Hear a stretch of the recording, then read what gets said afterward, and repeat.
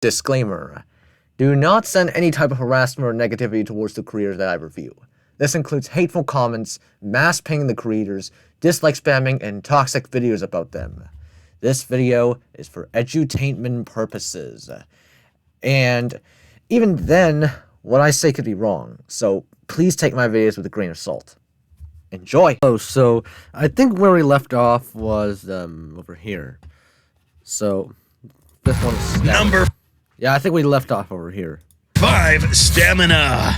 Before we find out who wins the senses and intelligence attributes, let's figure out who could carry out the battle for the longest time if it turns out to be a longer battle than expected. Heat stress is the ultimate enemy of large animals because they struggle more when it comes to getting rid of heat compared to smaller animals. Combine this with warm-blooded metabolisms and we're talking about dangerous levels of heat stress, fatigue, and even organ damage. Fortunately for the Rex, its body, as well as that of other theropods, are optimally made for high-energy efficient locomotion. The majority of its locomotive muscles were focused on the T-Rex's legs, like the caudofemoralis muscle, connecting the upper leg and tail, providing more momentum with each stride. This helps conserve energy while keeping a brisk pace. Additionally, these animals would have internal air chambers found in birds, pumping air through the muscles, organs, and blood, venting off heat with each breath. This adaptation is the chief reason why ostriches can run for prolonged periods. And also there would also be, the fenestre. Contrast. Which, although it was clearly exaggerated, making these dinosaurs starve to death, at the mainstream depiction of it. To quadrupedal mammals who have to stop and rest, lest they risk heat stroke and muscle damage. Speaking of which, the paleo does bypass some of these issues thanks to some neat adaptations mentioned earlier. The skin, which gets rid of heat much more efficiently. Additionally, elephants have connective tissues directly linking their lungs to their diaphragm, helping them open and close the lungs with more force, venting off the heat. But which one of these two can keep the fight going longer? The difference in this case is found in the mass. Even though these animals have around the same surface area, we find that the musculature of the paleo is a lot more dense, making it more difficult for it to expel heat as fast as the T-Rex. Furthermore, quadrupeds do reach heat exhaustion faster because they require more energy to move around, putting the T-Rex ahead with a third edge in stamina. Well, this is cool. This is fine, obviously. T-Rex is providing more momentum with each stride because they require more energy to move around, putting the T-Rex ahead with a third edge in stamina. Number 6, senses. Senses. Both T-Rex and elephants have very good senses. So, let's see who will win this particular category. We're quickly longer. First, there are very few animals that can surpass the Rex when it comes to vision. It has binocular vision and it just gives T-Rex the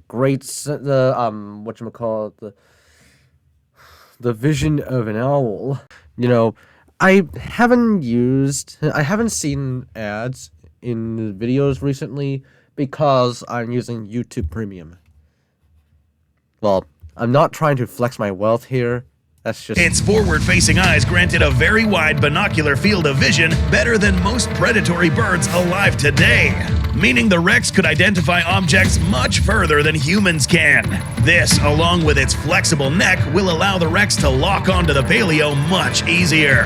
The paleo's vision, on the other hand, does not grant it the same binocular vision the T-Rex possesses. Its head shape causes it to have a thin blind spot directly in front of its face. This can be easily fixed with a gentle head swivel. Elephants do have above-average vision in comparison to other mammals, good enough to accurately pinpoint the location of opponents on a three-dimensional plane. And also just trying to swivel its head around to give itself a better vision. Well, I imagine if the Indominus 2.0 and Decatherium Deus, aka, what is it again? That is called Samson.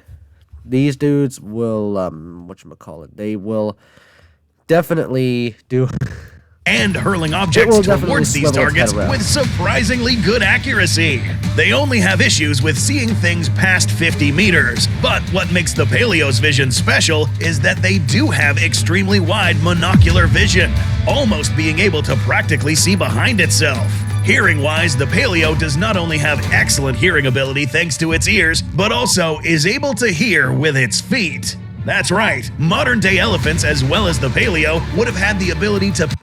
I didn't really know that elephants could hear with feet, so this is another enlightening thing. Pick up the Goji Center, and also every other one of those paleontology channels. They, you actually learn something new from them, even though a bunch of the stuff they say are wrong or outdated or whatever. Extremely low frequency sounds, stuff that humans will not even be aware of. In this scenario, the Paleo will be able to pick up on the low frequency sounds emitted by the enlarged vocal cords emitted by the T-Rex, making the elephant aware of the T-Rex's presence miles away. T-Rex could do the same, but with a specialized organ known as a cochlea, which in the T-Rex's case was longer than usual, allowing it to pick up similar frequencies as the Paleo. In terms of smell, it's important to note that T-Rexes have a large majority of their brain devoted to the sense of smell, being able to pick up small particles in the air from various animals and other organic materials and distinguish them with astonishing accuracy. The organism identified Triceratops, Ankylosaurus, and Montosaurus. These three. Yeah. But the Paleo is also... Well, T-Rex also had to evolve that because the T-Rex had to hunt materials and distinguish them with astonishing accuracy. But the Paleo is also not too far behind. It's been noted that elephants have a better sense of smell than most other land-dwelling animals alive today, even better than most dogs, thanks to the largest olfactory bulb of any land mammal, able to pick things up from 12 miles away. So, who wins here? Both the Paleo and Rex have close to perfect hearing and sense of smell, but when it comes to close-range vision during the midst of combat, the Rex proves superior. Because it actually has binocular vision, meanwhile the elephant has a blind spot, which, whatchamacallit, the thing doesn't have. The T-Rex. This one was really close, but for combat purposes, the T-Rex takes a fourth edge in senses. Number 7, intelligence. Before we take a look at their weapons, we'll take a look at the brain power behind the wielding of this weaponry. Admittedly, both of these creatures will be able to outdo each other in some regards, such as discerning information attained through their senses, communication between their own kin, or reacting to things that the other may not pick up on, such as smell or sound. The edge in this category will be given to the one with better problem-solving capability in this specific scenario. Not overall intelligence. The T-Rex, okay, this is a little bit concerning over here because the Giganotosaurus and the Spinosaurus, these silhouettes are switched. It's supposed to be the other way around. The Spinosaurus should have, the Spinosaurus is the one that has the eel-like tail and also the hump over here. Meanwhile, the Giganotosaurus is okay. The T-Rex, as far as theropods go, was likely one of the smartest. This thanks to plenty of evidence that suggests that they were social animals that lived in long-term family units and collaborated during hunting. So much that there is more evidence proving that T-Rexes were social hunters than what we have of raptors. Many studies have claimed that the brain of the T-Rex was as capable as that of primates. What was really found was that T-Rex had a similar neuron count to that as baboons. Neuron count can correlate with how quickly information is transmitted within the brain, thus helping us roughly understand how fast the T-Rex could solve problems. What type of problems? Earlier we discussed that the Rex had exceptional eyesight, smell, and hearing. It's only reasonable for an animal with such capabilities to process information effectively and with purpose, aiding the Rex with decision-making, identifying the weaknesses and strengths of an opposing animal, As you can see here, look at this. Horns, threat level high, neck weakness attainable. It makes sense. The T-Rex has to go for the neck, like 1000% of the time. And determining how to attack an animal given its weaponry. Well, Clash of the Dinosaurs footage is questionable, but I don't think there are any more paleodocs that use the T-Rex, that have a T-Rex fighting Triceratops scene like this. And, well, there are also a bunch of other stuff, but Clash of the Dinosaurs, well, it's kind of unique in a little bit. This can be compiled into something known as strategy. Animals today, such as predatory birds and other mammalian predators, use this exact method to bring down large prey and go as far as storing past experiences in their memory. The paleos, as well as modern-day elephants' problem-solving skills, are their most impressive skill set in regards to battle intelligence. Bringing in the largest brain of any land animal in existence, this animal is no pushover. On the contrary, there have been many accounts of the elephant's frightening levels of intelligence, laying bare the fact that they're not only thinkers, but also solvers, at the level of dolphins and smarter primates. Also, going as far as constantly displaying concrete evidence of social interaction, emotion. T-Rex, okay, so, forgot to mention, contrary to many people's beliefs, T-Rex's intelligence might not be super intelligent. It's still very smart for a dinosaur, though. We'll give it that. Evidence of social interaction. interaction. Chimpanzee, though, very questionable. Emotion, exploration, and advanced memory, almost equally matching that of chimpanzees. Elephants are also one of the very few species who have passed a mirror test, capable of recognizing themselves individually and even using the mirror to scrutinize their own facial features. Even some other species of primates, birds, and other predatory mammals would fail and perceive the mirror as another individual. Even some despite making using the mirror to scrutinize their own facial feature. Which is correct. Well, it's modern day animals we're talking about, so I expect even bad paleo videos to...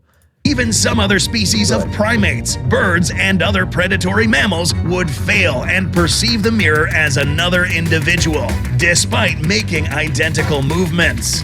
Elephants, when confronted with an unfamiliar element, will in most cases become observant, analyzing the unfamiliar element from top to bottom, identifying things like pointy objects, size, and classifying them as a threat or other. This is done remarkably fast as well. Consider that the elephant's cortical neuron count is believed to be 5.6 billion neurons, in contrast to the T-Rex's speculated 3.3. That means in this battle, the elephant is likely smarter than the T-Rex, which is good. Scenario, the paleo... Well, herbivores are not... would have likely shared the same attributes as modern-day elephants. This, once again, is very close. But in this battle category, we find that elephant big brains and fast discernment will win it an edge when it comes to battle intelligence. Now, let's cover these animals' weapons. Well, if it isn't that obvious, T-Rex has the jaw, it's a head, of course, while the Paleoloxodon has the tusks and the trunks. Number 8, close-range weapons. Tooth versus tusk, okay. Studying this category will be interesting, given that we are in fact comparing the effectiveness between the most powerful bite of any land predator against the largest set of teeth in the animal kingdom. Introducing these T-Rex teeth is unnecessary. They comprise one of the most renowned dental sets in the fossil record, measuring up to 6 inches from the base of the crown, deeply rooted into the jaw with roughly the same length as the top, and having rectangular serrations, creating folds of dentin. These most definitely needed to be robust, since they were the business end of the most devastating bite forces in history. But how strong? PSI, or pounds per square inch, is a metric that can highly fluctuate depending depending on how many teeth are piercing any given surface. PSI will increase in certain areas of the jaw. In the T-Rex's case, we are looking at figures from 8 to 10,000 PSI. And if the T-Rex gets a good grip and is given time to crunch down for long enough, this could go up to 12,000. For reference, this is enough force to crunch through the hood of a small car. Or if we take a more graphic route, this is enough to effortlessly bite a cow in two. T-Rex scat and remain. Well, is it effortless though? Well, the T-Rex actually needs to pull the cow. So I doubt it would be effortless, but it's close to effortless. Of injured prey back this up with remarkable detail. T-Rex was capable of crushing skulls, cracking ceratopsian frills, and crunching hadrosaur bones. This is without mentioning its powerful neck, which allowed the Rex to rip flesh, tendons, and bones right off the ligaments. As powerful as this was, however, this bite did come with some limitations. Note that the optimum biting angle of a T-Rex was at around 28 degrees. If for whatever reason this animal was forced to open its mouth wider and then attempt to clamp, the bite force would end up getting taxed due to the muscles already being stretched too wide. That's the problem here. It's kind of like the same thing as Hank, where Hank actually just destroyed his own jaw while trying to fight the Indominus 2.0. Limiting these bites to narrower areas such as the neck of a dinosaur or another animal's limbs. How does this compare to the Paleo's tusks? For starters, let's reiterate the fact that these aren't your typical set of tusks. These were the largest and heaviest to ever exist. Deeply rooted in the skull of the Paleo, similar to modern-day elephants, but differs in that these were straighter, giving it the name straight-tusked elephant. These had many uses, such as digging, breaking down trees, displays of power, and of course, combat. But how do elephants use tusks? These smart animals would make use of precise fencing and goring maneuvers seen in their modern-day relatives. The elephant will lower its head to allow these tips of the tusks to penetrate. Once puncturing the opponent, these animals will proceed to raise their heads to push the tusk deeper, as if they know that the deeper the wound, the more fatal. The thing is, T-Rex might try to attempt to bite for the Paleoloxodon's head. Well, but that would be an extremely dangerous target, given the Paleoloxodon can simply just throw the Rex around. There's more to this, though. To provide a rough numerical throw the Rex around because the Paleoloxodon is more stable and bigger. Estimate of how much force is inflicted from the tips of the Paleo's tusks, we resort Heavier. to the square-cubed law using the African elephant as a base model to calculate the mass of the head, neck muscles, and upper body, pushing all its forward momentum to these tips. The result would be an impact that strikes at about 8,702 psi. But what if the Paleo was moving at top speed? At 4.5 meters per second, this jumps up to a staggering 26,000 psi. Didn't the guy say 10 miles per hour? Well, let's try and calculate the percentage here. Let's try and calculate the meters per second. So we got 10 divided by 3.6, I believe. I think that's it. 2.8 meters per second. 1.5 is a bit over the clock. This assuming it was a perfect hit. But if this tusk was particularly sharp and if the Rex was moving towards the tusk, the force would be even greater. Even if the Paleo was not moving, the T-Rex's skin wouldn't be enough to stop one tusk from sinking deep into a flat surface area. It's kind of like, the T-Rex and okay. So the Paleoloxodon either gore or stomp the thing. It's basically just a combination of a Triceratops and Montosaurus, but its methods of goring and stomping are different, obviously. Such as its... Well, if they were the same, then we can just make a joke fusion. soft belly or leg muscle. However, if the T-Rex manages to land a good bite to the paleo, this creature would likely get handicapped if the Rex is given enough time to crush down into its femur. A bite to the neck, and this proves fatal. To properly give this edge, we must consider the probability of these two successfully using these weapons against each other. Consider that if the Rex is to actually land a bite on the paleo's limbs, it will have to first outmaneuver an animal that can already rotate really quickly. The T-Rex is agile, obviously, but could it turn super quickly? And if it aims for the neck, it will have to first avoid getting hit by tusks that can bring down a large animal with one hit. And after, hope it doesn't get trampled by an already moving paleo. This guy is not going to get brought down with just one bite. The paleo also has it somewhat difficult. Accurately finding the belly of the Rex will not be easy due to its superior agility. Note that in this fight, both of these... By the way, the intelligence, the elephant is also intelligent enough to throw tree branches and all that.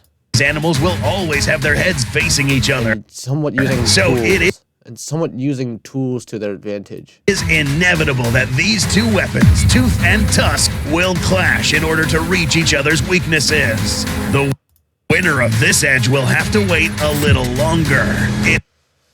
I think that will be it for this part. It's now time to find out what happens when tooth meets tusk. Number 8. Oh. Is it a good way to... Oh, come on. Seriously? Okay. We got a good thumbnail thingy. Well, Goji Center, this does have a little bit of problems here. You know, starting to contradict themselves a little bit here. But otherwise, this video makes Jurassic Fight Club look like dogs. Well, not that Jurassic Fight Club wasn't already dogs, but it just puts Jurassic Fight Club and Clash of the Dinosaurs, even Mega Dinosaurs themselves, all to Jamie Olive Oil's egg fried rice. Anyways, thank you guys for watching. See you all next time.